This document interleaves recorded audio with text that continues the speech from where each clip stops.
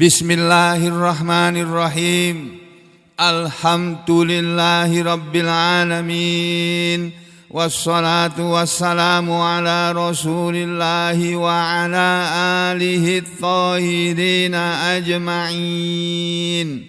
Amma ba'du ayuhan nas, ittaqullaha mastata'tum wasma'u wa ati'u la'allakum turhamun.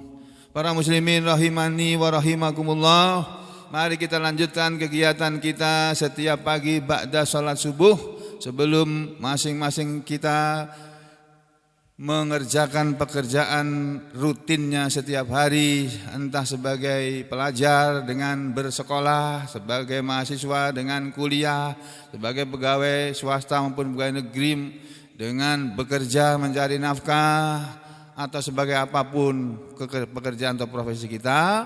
Alangkah indahnya, alangkah baiknya kalau semua kegiatan tadi, baik sebagai ibu rumah tangga mengurusi anak cucunya atau suaminya, atau sebagai anak berbakti berbuat baik ya kepada orang tuanya, atau sebagai apapun saudara, alangkah baiknya kita dan saudara sekalian memulai kegiatan tersebut dengan terlebih dahulu berzikir kepada Allah ya.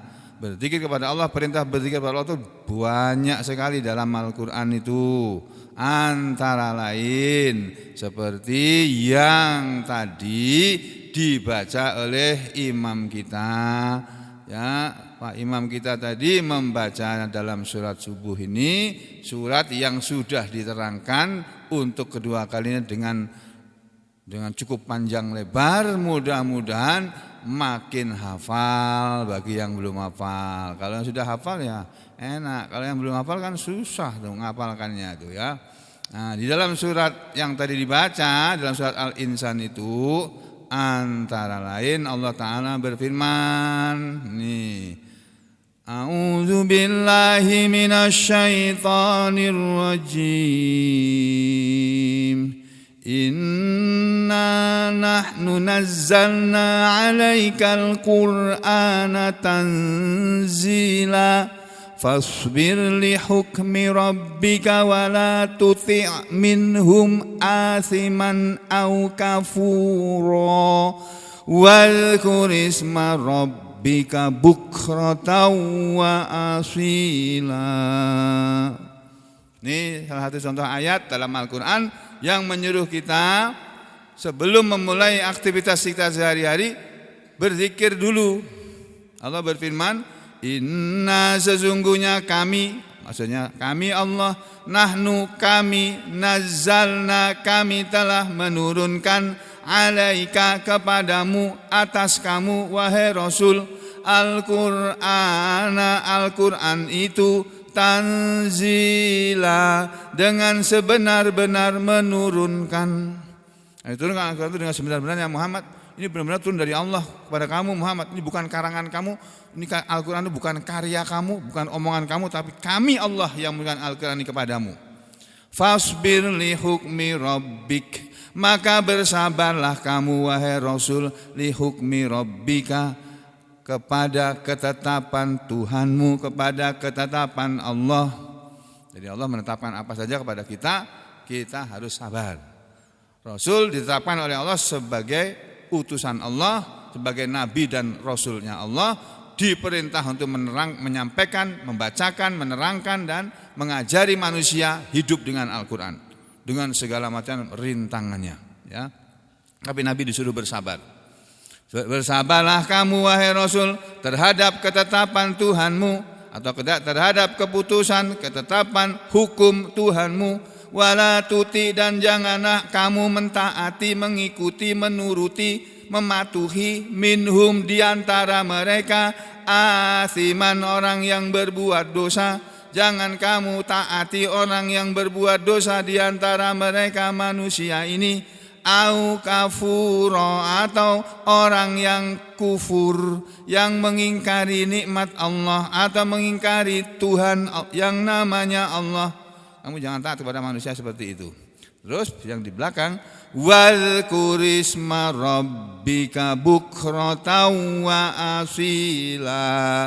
Wadhkur dan ingatlah kamu wahai Rasul isma rabbika nama Tuhanmu bukrotan di waktu pagi seperti sekarang ini wa asila dan di waktu petang seperti kemarin sore. Kemarin sore kita ngaji tapi ibu-ibu saja yang ikut ya.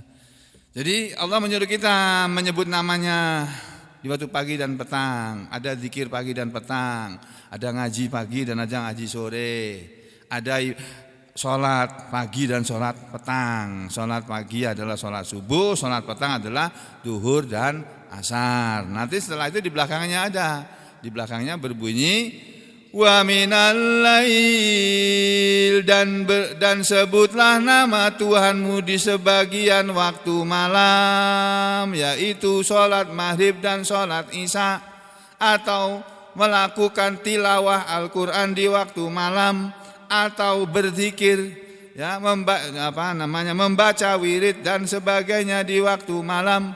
Fasjud lahu maka bersujudlah kamu di sebagian waktu malam itu juga lahu kepada dia Allah wasabbihhu dan bertasbihlah kamu atau sholatlah kamu lailan di waktu malam tawilan yang panjang, yaitu sholat tahajud dan sholat witir. Ini perintah untuk sholat tahajud dan sholat witir kepada Nabi Muhammad SAW.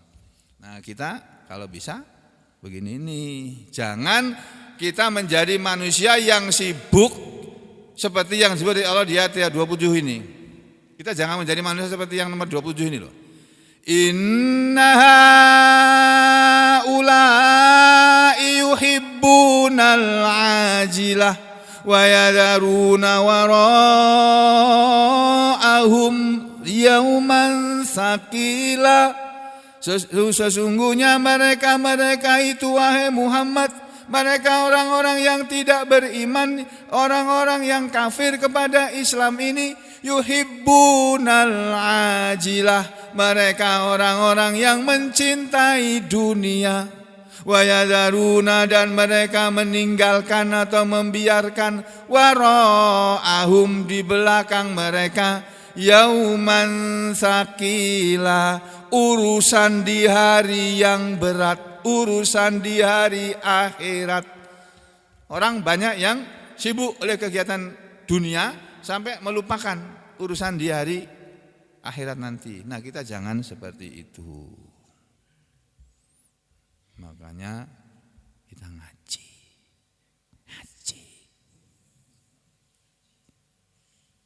Halo, ada yang tidur soalnya. Karena ada yang tidur, saya pelan-pelan biar enggak ganggu.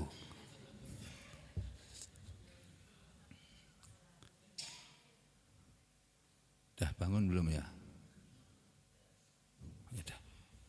Dah kembali ke sini ya. Jadi saudara, kita ini diajari oleh Allah menjalani hidup ini dengan mementingkan terlebih dahulu urusan kita dengan Allah, yaitu memulai semua kegiatan hidup kita dengan zikir kepada Allah.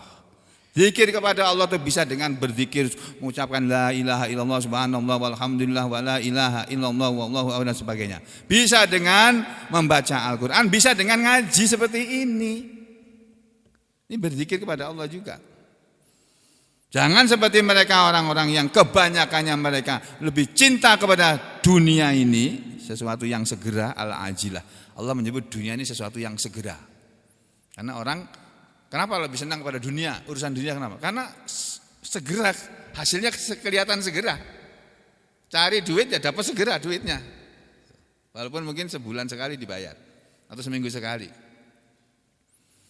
Akhirat dapatnya nanti, enggak sekarang. Kita tiap hari rajin ngaji, tiap hari rajin sholat fardu maupun sholat sunnah. Pintar kita. Balasannya enggak kelihatan. Karena nanti masih disimpan oleh Allah. Begitu nanti sudah diberikan kepada sampean, sampean kaget. Nah, di saat itulah cocok dengan firman Allah yang kemarin dibaca. Nih. La uqsimu biyaumil qiyamah wala uqsimu bin nafsil lawwamah. Sungguh aku bersumpah dengan hari kiamat, dan sungguh aku bersumpah dengan jiwa yang menyesali dirinya. Nanti semua manusia akan menyesali dirinya di hari akhirat. Menyesal. Walaupun dia sudah beramal luar biasa, tetap menyesali. Kenapa dulu waktu saya hidup di dunia ngaji kok nggak bisa setiap hari ya? Kenapa? Padahal kalau saya ngaji setiap hari balasannya seperti itu tuh, lebih bagus balasannya. Saya ngaji seminggu sekali, aduh menyesal. Walaupun sudah baik ngaji seminggu sekali, nanti akan menyesal. Apalagi yang berbuat dosa, lebih menyesali lagi.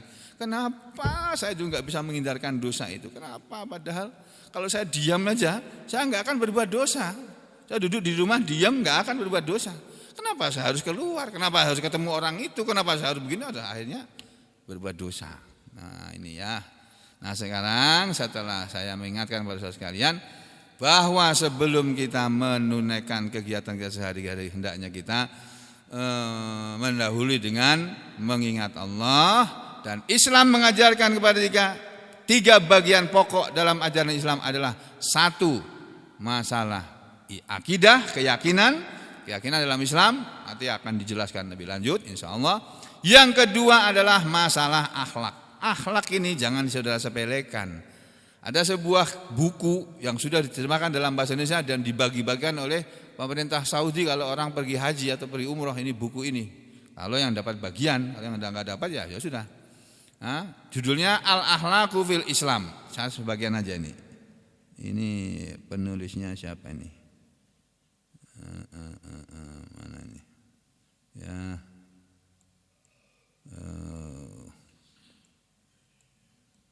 Nah, nanti kita lihat.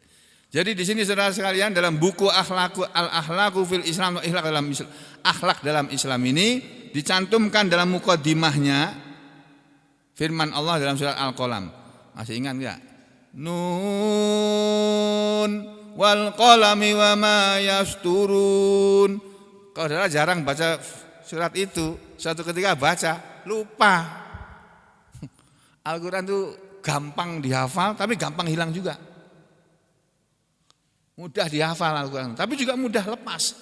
Makanya Imam Syafi'i berkata, kamu jaga Al-Quran itu seperti kamu mengikat ontamu. Jaga jangan sampai hilang ontak kamu, ikat. Dengan apa mengikat Al-Quran? Ya dengan sering membaca. Kalau lama enggak kita baca lupa, walaupun kita sudah pernah hafal. Wis, 1 atau 2 ayat pasti akan lupa. Itu loh hebatnya Al-Quran. Dan salah satu ayatnya kan berbunyi Nun wal qalami wa ma yasturun ma anta bi ni'mati rabbika bimajnun wa innaka apa? Wa innalaka la ajran ghairu mamnun. Ayat 3 ya. Nah ini yang ayat keempat. Wa innaka la ala khuluqin azim. Ini loh Pak ayatnya.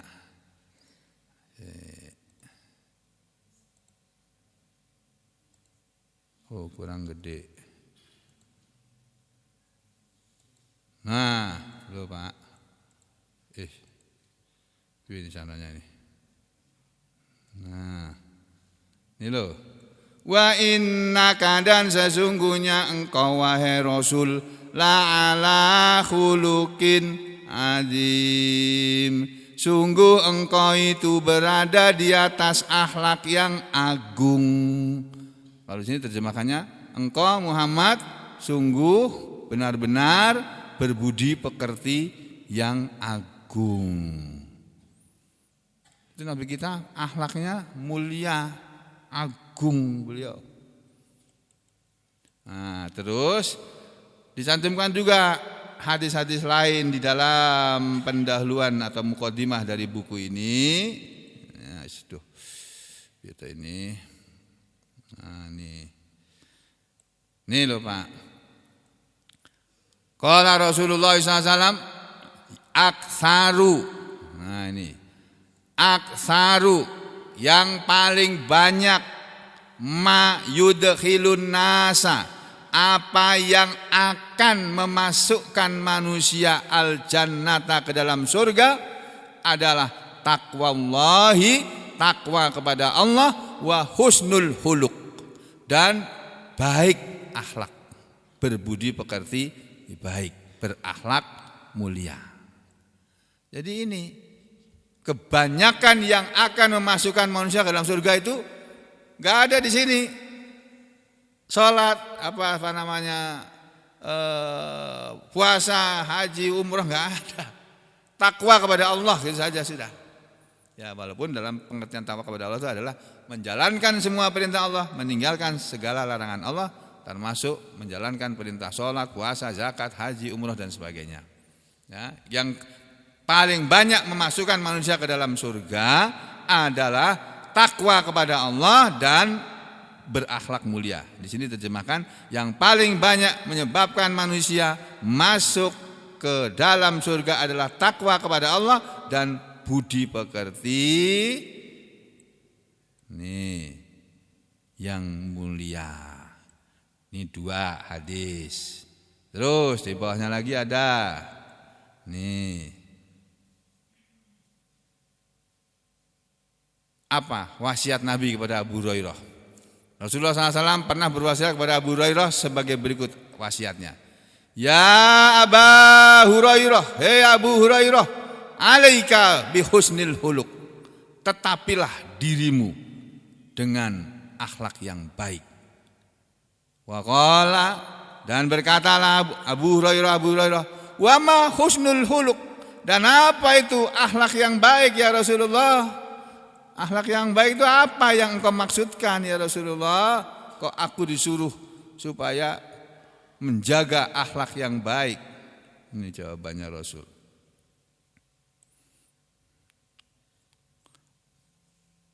Wa ma huwa apa tadi kata Abu Hurairah? Ya Rasulullah,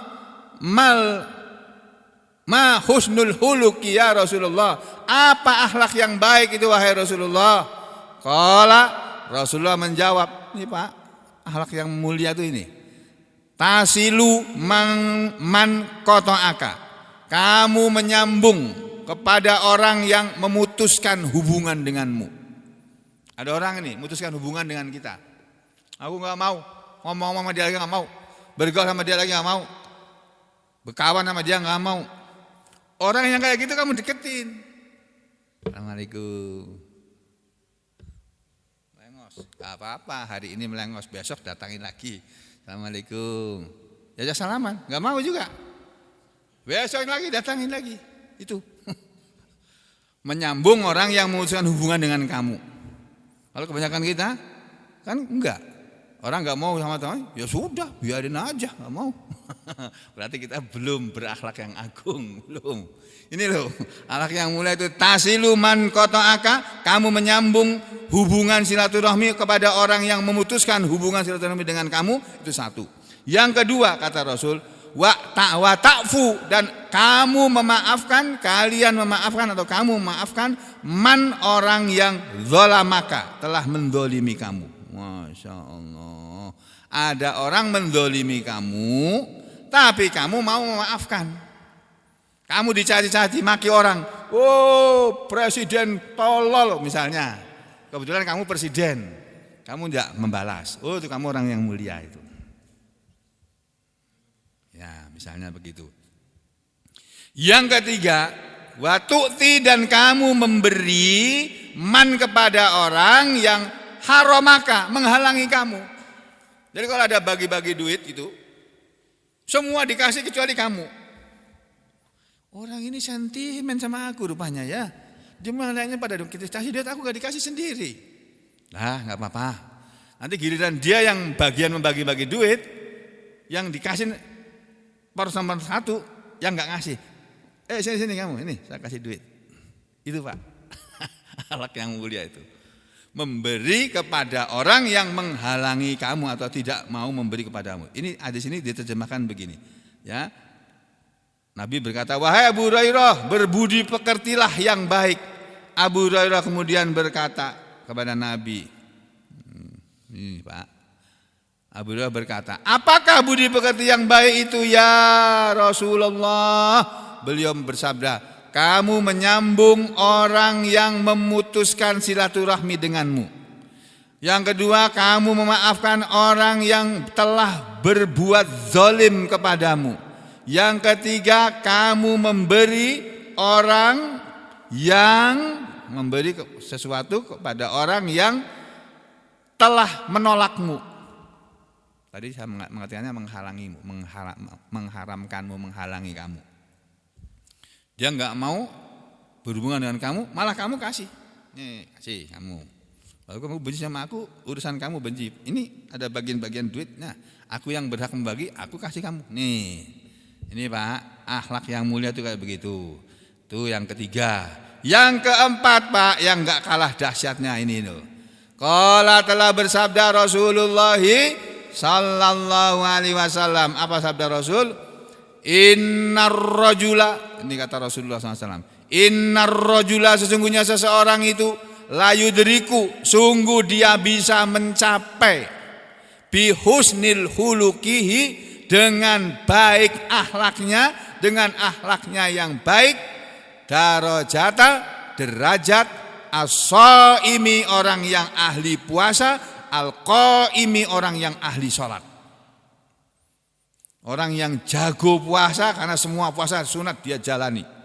Orang yang jagoan sholat karena semua sholat sunat dia laksanakan. Cukup dengan akhlak yang mulia saja, sama kamu dengan dia. Kamu enggak sempat sholat karena kamu sibuk cari uang yang banyak. Untuk apa? Saya dapat, kasih. Siapa yang kamu bisa kasih, yang kamu kasih semua. Ya nomor satu istri tentunya Pak. Kalau punya istri Pak, ada punya istri biaya coba.